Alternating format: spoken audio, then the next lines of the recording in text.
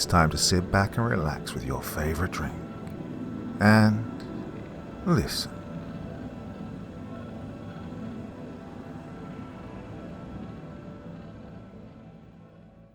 The North Woods Have Secrets by Positive Tennis 6626. My name's Alex and I'm a CIT guard, cash in transit, or for the more novice people, an armoured truck guard. The company I work for, well, that's not really important.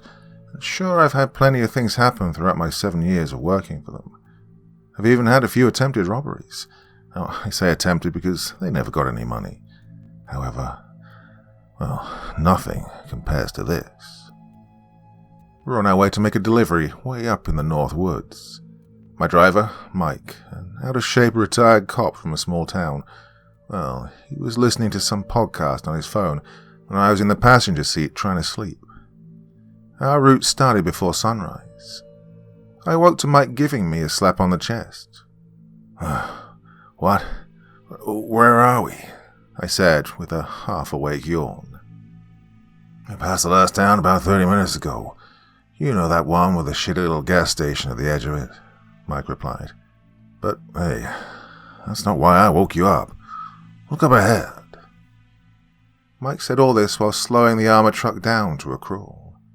Up ahead we could see the red and blue flashing lights of a police car. Sunrise was not for another hour at least. The patrol car's emergency lights were casting everything in an almost purple haze in this dark fog. Mike stopped the truck and I got out and approached the police car.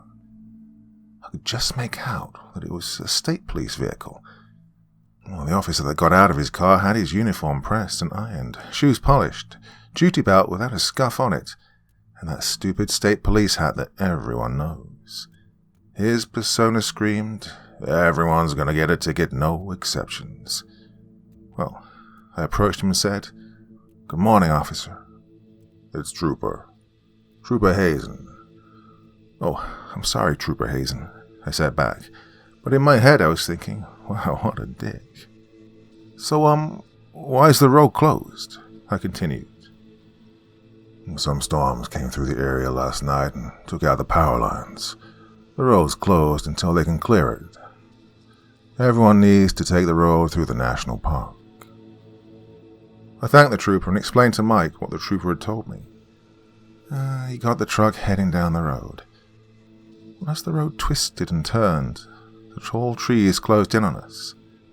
I let the rumble of the truck engine lull me back to sleep. Before closing my eyes, I could have sworn I saw something jump from tree to tree, keeping up with the truck in the darkness. It was something big, bigger than something that should be able to jump from a tree like that. Well, had I known that was going to be my last peaceful sleep for months, I would have enjoyed it more.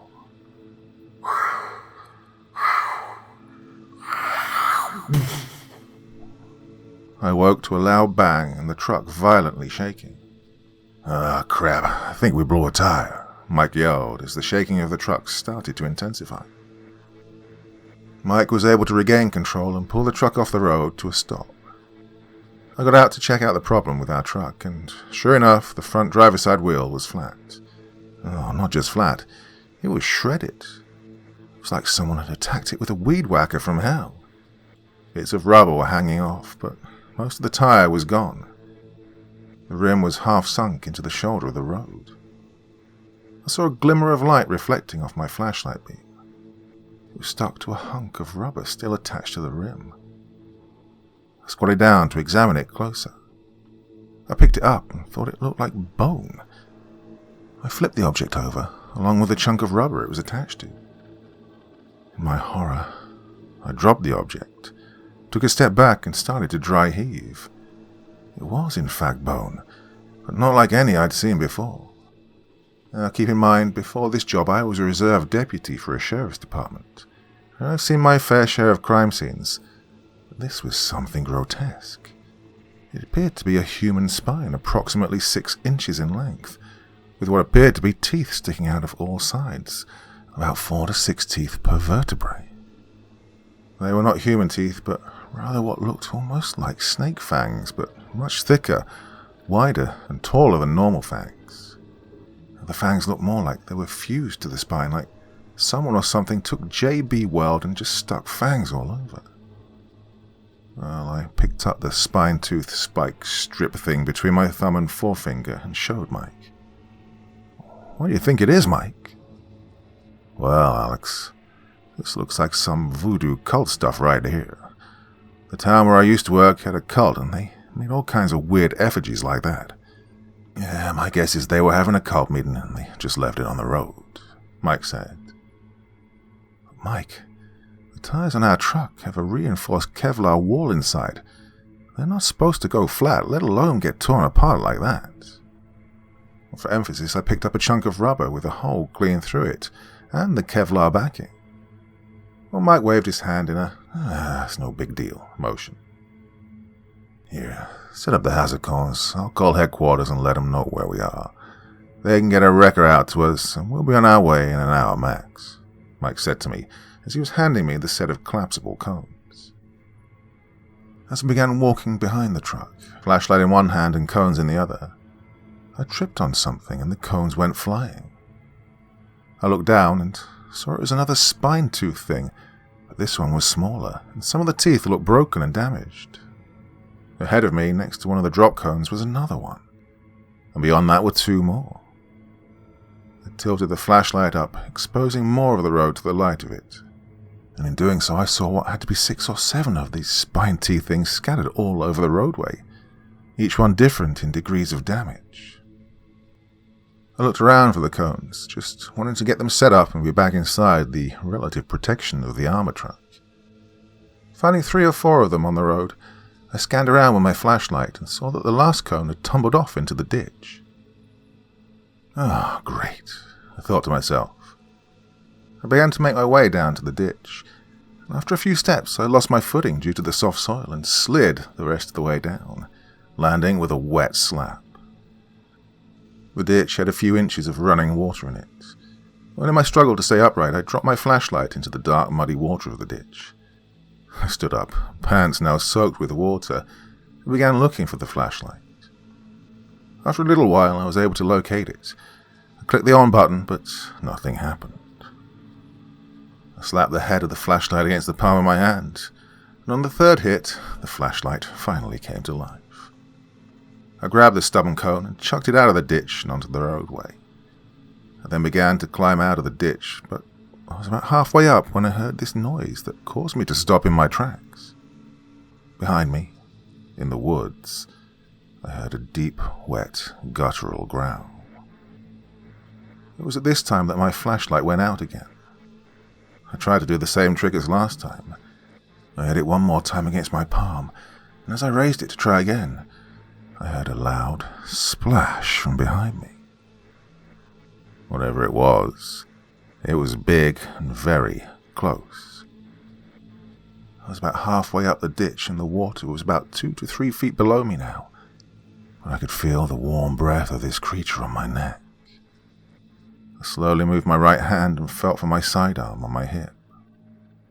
I slowly unhitched the retention device, keeping my pistol in its holster. The sound was like a firecracker in the stillness of the night. Whatever was behind me changed from a heavy breath to a deep growl. I pulled my pistol from the holster while rolling to my left and then extended the gun out in a 2-handed grip, arms slightly bent to absorb any recoil.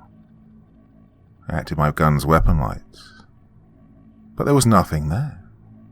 Absolutely nothing. I twisted my back and moved my shoulders left and right, scanning the ditch and the wood line, and still nothing.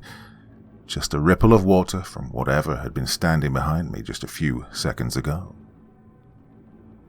Keeping my pistol in my right hand, I scanned the tree line back and forth. I then clawed my way out of the ditch and back onto the road. Forgetting to set up the cones, I walked back to the truck. I opened the door and plopped myself down in the passenger seat. Mike looked at me and said, "Oh, you look like you saw a ghost. Well, what's more, I got bad news and worse news." "What is it?" I replied. "Well, bad news is I got no cell phone service this far north." I looked at my cell phone, which told me the same thing. No bars, no surface. Also, someone, well, you, is going to have to walk and find a landline phone to call Branch so they can get a tow truck out to us. Well, I took in a sharp inhale of breath and blew out a raspberry at him. I sat in the passenger seat for about 5 minutes trying to compose myself. I got up, took the keys off my belt and unlocked the door leading to the back of the armor truck, and walked back to the small wall locker. I entered my PIN into the keypad and was rewarded with beeping and the sound of the locks disengaging. I opened the door and hesitated for just a moment, then grabbed the 870 12-gauge shotgun. I found the release button and started ejecting shells. After about the third pump of the shotgun, Mike shouted back, "Hey, what are you doing back there?" But I ignored him, and after the shotgun was empty, I reached for the top shelf of the locker and grabbed a small cardboard box of Winchester XP3 Magnum Sabot slugs and began thumbing them into the magazine tube of the shotgun. After I'd filled the tube, I racked around into the chamber and made sure the weapon's safety was on, and thumbed one more round into the tube. Shotgun now in hand, I made my way back to the cab of the truck, tossed Mike my keys to the back, and got out. Before I closed the truck door, Mike turned to me and gave me a perplexed look. Before he could speak, I said, "Bears, Mike. Frickin' bears." Then I closed the door and began my walk. I was walking for what seemed like forever, but in reality it was probably more like 30 minutes. The fog seemed to get denser by the minute though, even with the new flashlight I grabbed from the truck before I left.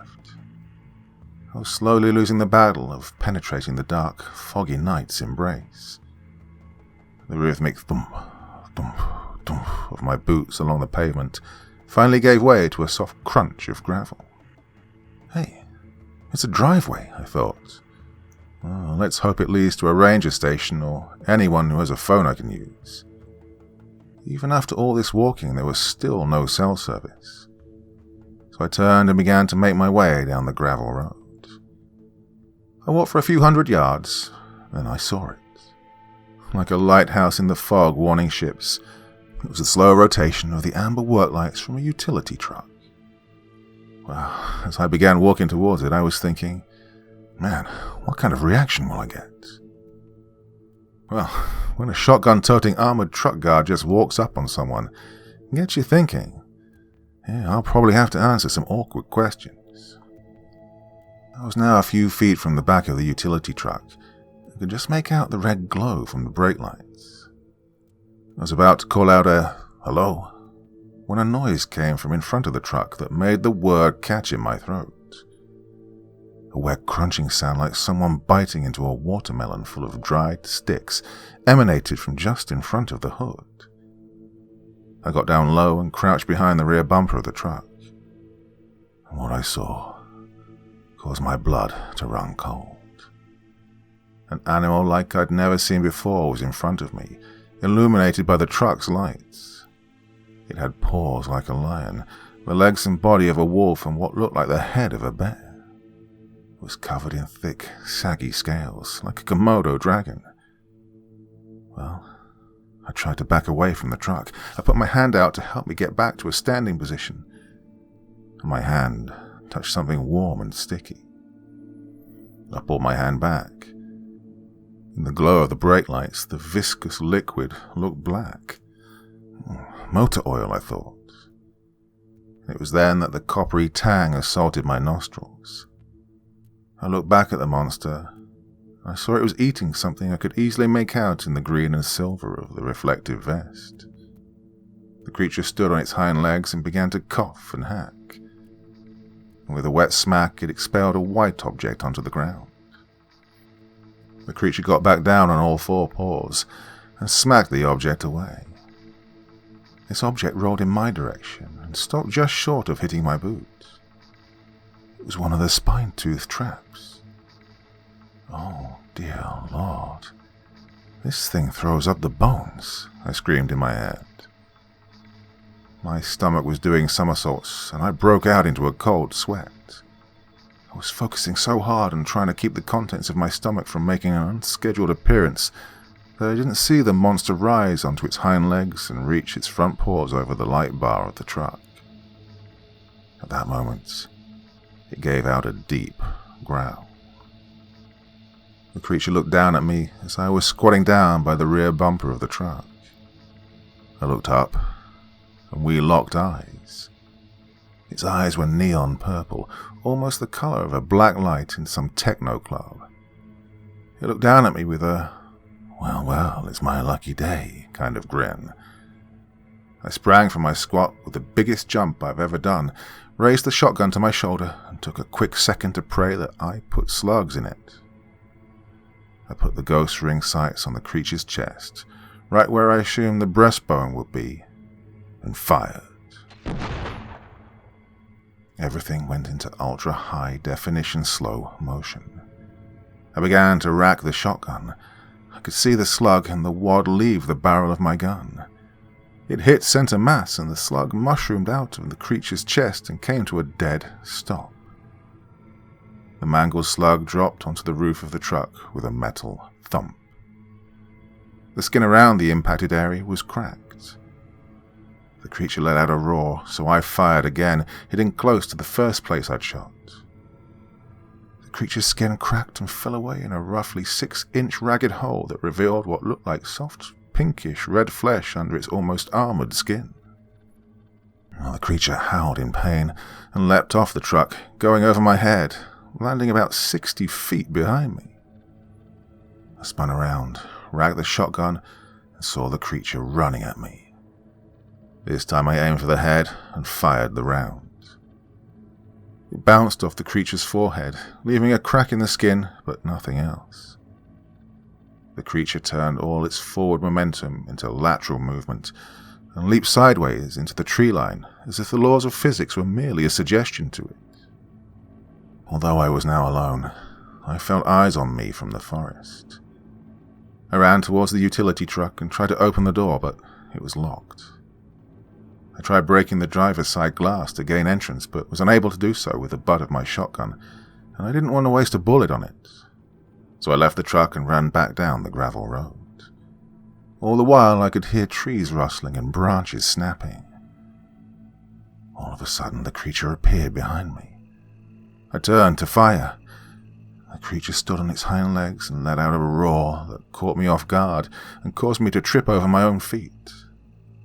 I fell, and the shotgun discharged a round and somehow struck the creature's left paw, taking the second-most outer claw clean off.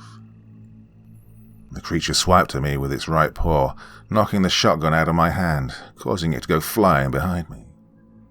I heard it clatter and skid on what sounded like a paved road. Next thing I knew, I was pinned to the ground with the monster's paws pressing into my shoulders as it hovered over me. I tried kicking at it, but it was like kicking at a weighted blanket. The creature did not really seem to notice my struggle. Its purple eyes bored holes into mine, and I knew this was the end. The creature raised its right paw, claws extended. My body went rigid and all my muscles went tense as I waited for the kill. Then there was a loaded thwack, followed by a heavy pressure on my chest. And then, all at once, the pressure was gone. I opened one eye and saw the creature had raised the paw again, and this time I forced myself to keep my eyes open. I watched the paw with those razor-sharp claws come down dead center of my chest with another loud thwack. Then it dawned on me. It hit me in my Kevlar vest, but more importantly, dead center of the steel rifle plate in my vest. The creature let out a roar right in my face. My nostrils were overwhelmed with the smell of rotting meat and pennies. I could see droplets of red on its monster-sized teeth and feel the hot stickiness of its breath. The creature raised its paw in a third attempt when I made my move.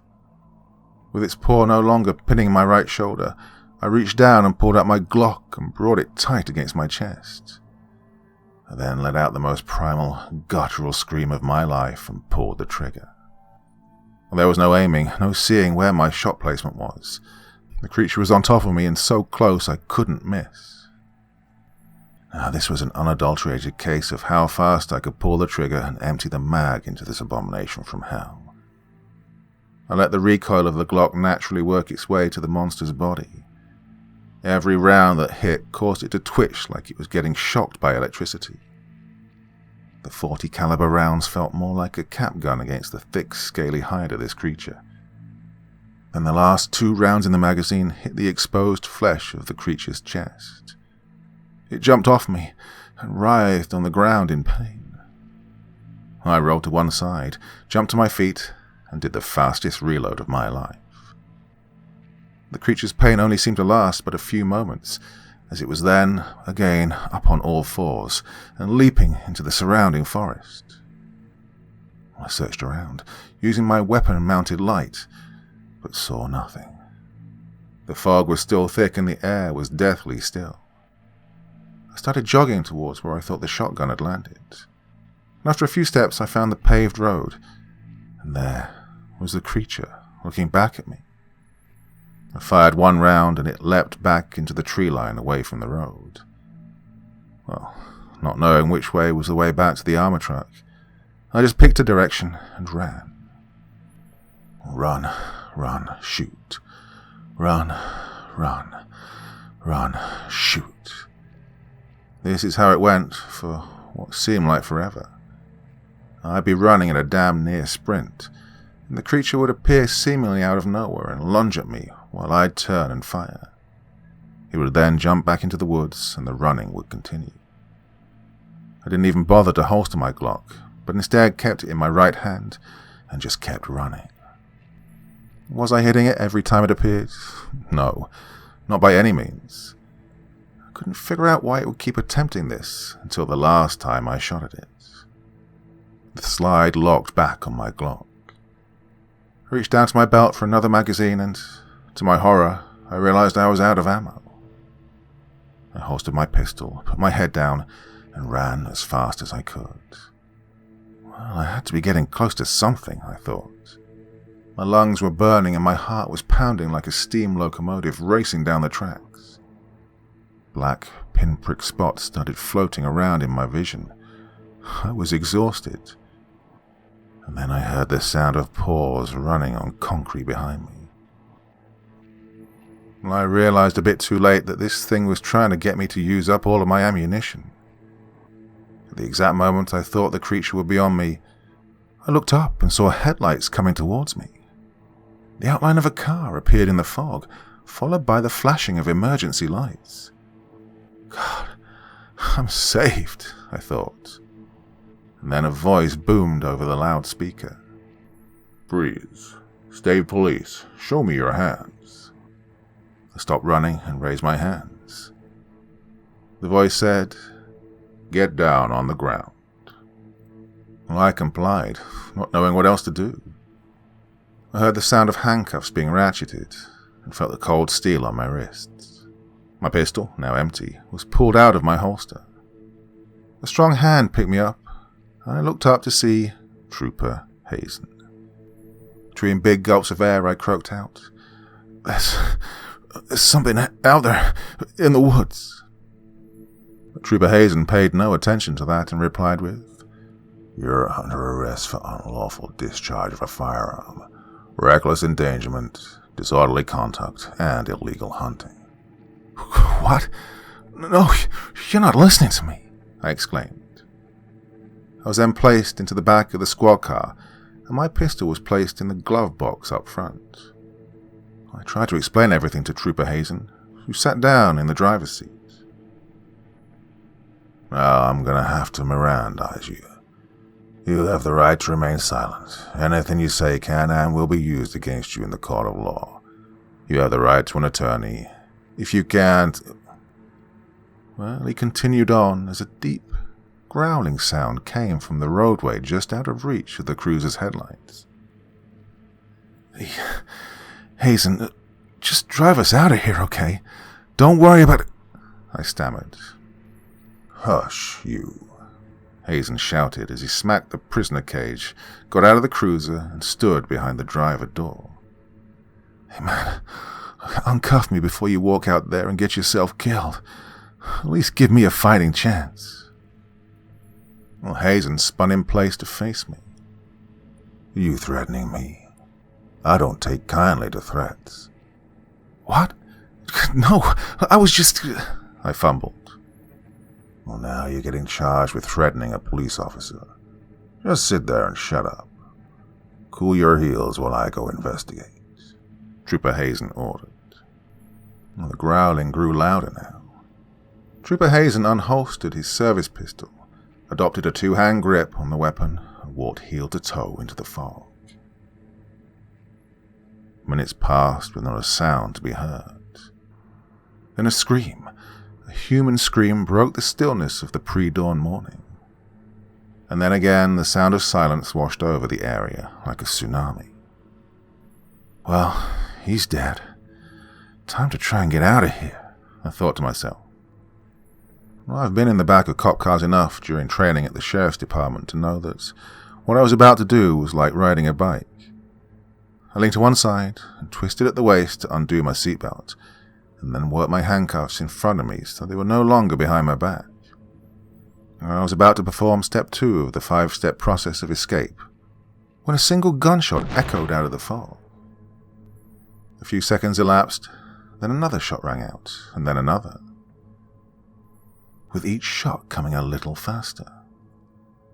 I started feeling a little more panicked and rushed now. They were getting louder each time, and I could faintly see the muzzle flash in the dissipating fog. The gunfire grew closer, and then stopped. I heard footsteps running, and the sound of heavy breathing. Out of the fog came Trooper Hazen, his right arm dangling useless at his side. It was all cut up as if it had gone through the world's biggest paper shredder. Ribbons of uniform and flesh hung loosely on what remained of his arm, all of it covered in a slick crimson stain. His left arm was attempting to put a tourniquet around the right arm. Hazen hopped into the driver's seat, breathing heavily and with a look of sheer terror on his face. With his left hand, he put the squad car into reverse. The tires barked and squealed as they sought purchase on the road. And the tires finally bit into the roadway, and we went flying backwards. I looked over Hazen's shoulder. 25, 35, 45, 50. Well, I was about to yell, "Hey, man, slow down." Before I could say anything, though, everything in the squad car went airborne. I came slamming down into the footwell. We'd hit something, and Newton's first law had it out for me as I slammed my head into the prisoner cage and my world went dark. I awoke sometime later in a daze with my head throbbing. Sunlight was streaming through the canopies of trees. It took me a minute to come to and remember where I was. The squad car was about 50 feet from the road back in the woodline. The rear end of the vehicle was smashed into a big oak tree.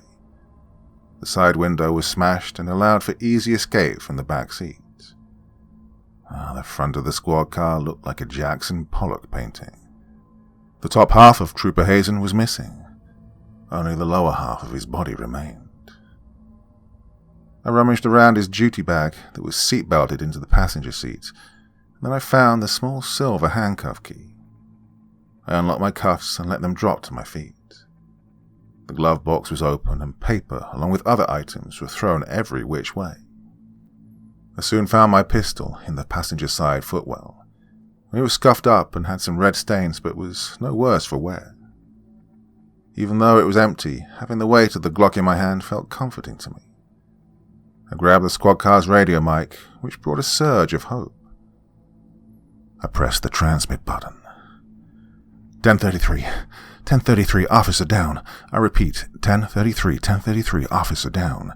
Send additional units, EMS and rescue, 1033, 1033. But I was rewarded with nothing but static. I switched channels and repeated the message a few times with no luck. I looked at the roof of the squad car and saw the light bar and the antennas were ripped away. I looked for Hazen's portable radio, but it had been ripped off his belt. His holster was empty and his service weapon was gone.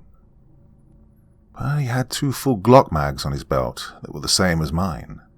So I was able to load my pistol, and after digging in his duty bag, I came across a 3rd mag for my pistol and 2 AR-15 mags.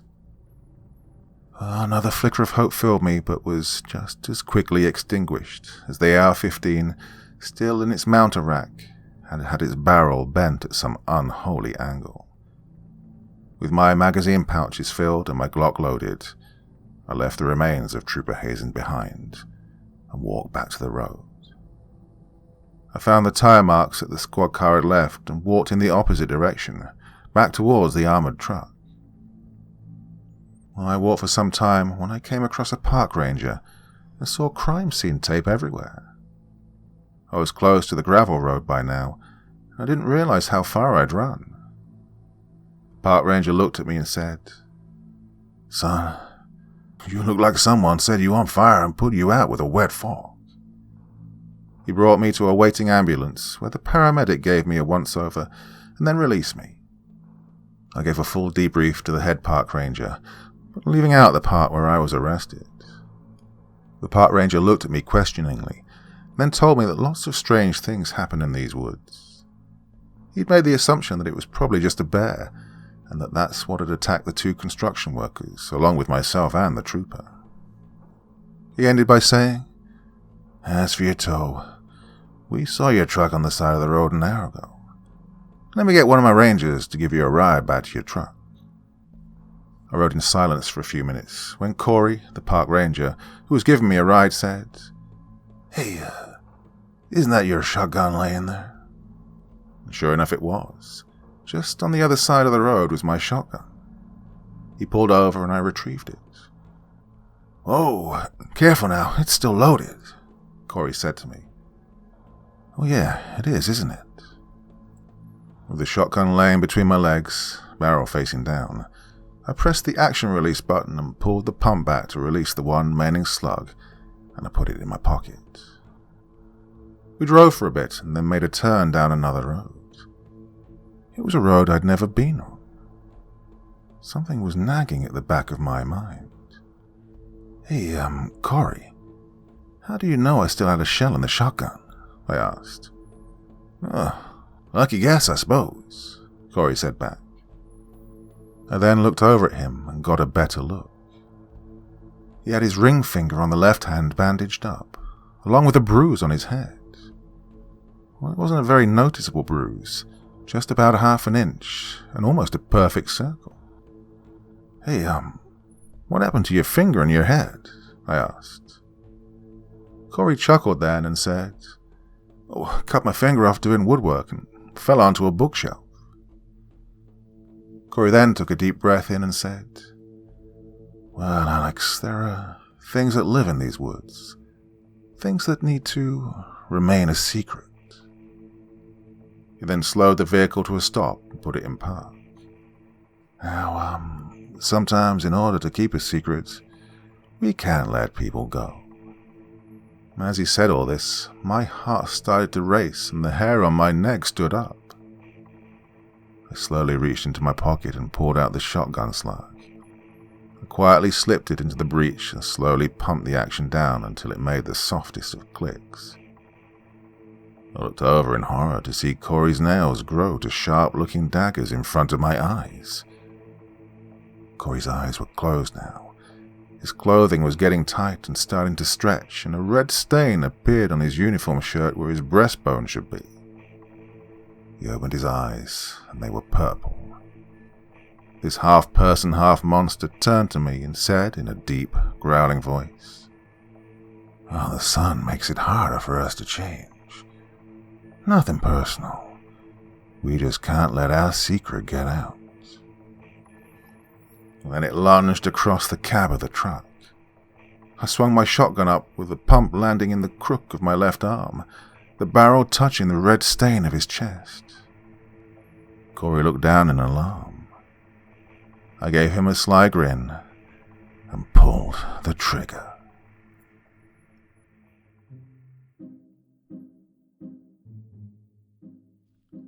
So yes, my dear friends, that is another older story and another one that's been claimed by another channel for various reasons.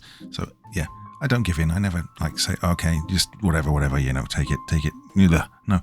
So I'd rather just get rid of the original and upload it again with the different elements that have been claimed wiped out. Anyway, it's very frustrating and all that kind of thing, and I don't want to go into it in too many details. So if you think you've heard this one before, there's a pretty good chance you have actually. But so with good reason. So that is it for this evening. Crazy busy week, but my academic year is winding down, so tomorrow I'm free and there's going to be a much longer story. Tomorrow evening, a brand new one to make up for this evening's mild disappointment. Anyway, what am I talking about? Till the next time, my dear friends, which will be tomorrow night, wishing you all very, very sweet dreams, and bye-bye.